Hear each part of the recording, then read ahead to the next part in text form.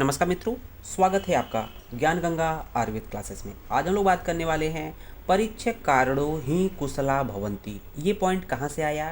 तो हम लोग जानते हैं कि चरक संहिता का चैप्टर नंबर 10 में एक पॉइंट है जो चौथा पॉइंट आता है। अगर सिलेबस में देखें तो परीच्य कारणो ही कुशला भवन्ति।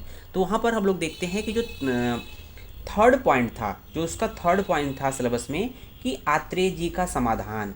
आत्रेय जी का समाधान, आत्रेय जी ने क्या समाधान किया, किसका समाधान किया? तो किसका समाधान किया? मैत्रेय की शंका, मैत्रेय की शंका का। उनको शंका क्या थी? मैत्रेय जी की शंका क्या थी? तो जब ये जान लेंगे तब ये इसके बारे में जान लेंगे। उनको शंका ये थी कि चिकित्सा करना या न करना, चिकित्सा करना या न करना दोनों बराबर है। उन्होंने कुछ ऐसे एग्जाम्पल दिए। देखें कि कुछ रोगी ऐसे होते हैं जहाँ चिकित्सा नहीं करने पर भी वो रोगी ठीक हो जाता है। कुछ ऐसे भी रोगी होते हैं या रोग होते हैं जहाँ पर चिकित्सा करने के बावजूद भी रोगी व्यक्ति ठीक नहीं होता है। तो तब उनके मन में शंका आई कि चिकित्सा करना या न करना दोनों बराबर होता है। तब फिर आत्रेय जी ने उसके समाधान दिया कि नहीं, जो आप सोच रहे हो वो गलत सोच रहे हो। तब आत्रेय जी ने समाधान किया उस बात का, मैत्रेय जी की शंका का आत्रेय जी ने समाधान किया कि नहीं, आप जो सोच रहे हो गलत सोच रहे हो। तब उन्होंने ये पॉइंट दिया कि परीच्य कारणो ही कुशला भवन्ति। परीच्य मतलब होता है परीक्षा। परीच्य का मतलब परीक्षा करना है किसकी? रोग और रोगी की। तो परीक्षा करना है रोग और रोगी की। आपको रोग और रोगी की पहले परीक्षा करना पड़ेगा। अगर देखना पड़ेगा कि ये साध्य है कि असाध्य है, साध्य है कि असाध्य है, ठीक है ना। तो देखेंगे रोगी जो है या रोग क्या है, साध्य है असाध्य है। जो रोग साध्य होगा उसको तो हम क्या करेंगे, वो ठीक हो जाएगा। वो हम उसको औषध का प्रयोग करेंगे, जो भी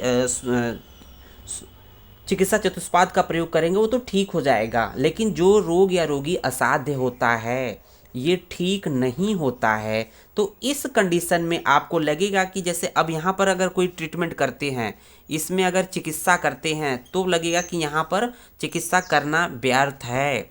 तो तभी आपको ये लगना चाहिए कि जो रोग या रोगी की अगर परीक्षा प्रॉपर आपने कर ली। ये कौन कह रहा है? ये आत्रेय जी कह रहे हैं मैत्रेय जी को। मैत्रेय जी को बोल रहे हैं कि आपको सबसे पहले रोग रोगी की परीक्षा करनी चाहिए कि वो रोग या रोगी साध्य है कि असाध्य है। साध्य होगा तो क्या होगा कि उसकी हम लोग ट्रीटमेंट करेंगे, इलाज करेंगे तो ऑटोमेटिक ठीक हो जाएगा। और जो रोगी रोग असाध्य है उसकी चिकित्सा करे या न करे वो व्यक्ति ठीक नहीं हो सकता, उसका रोग ठीक नहीं होगा।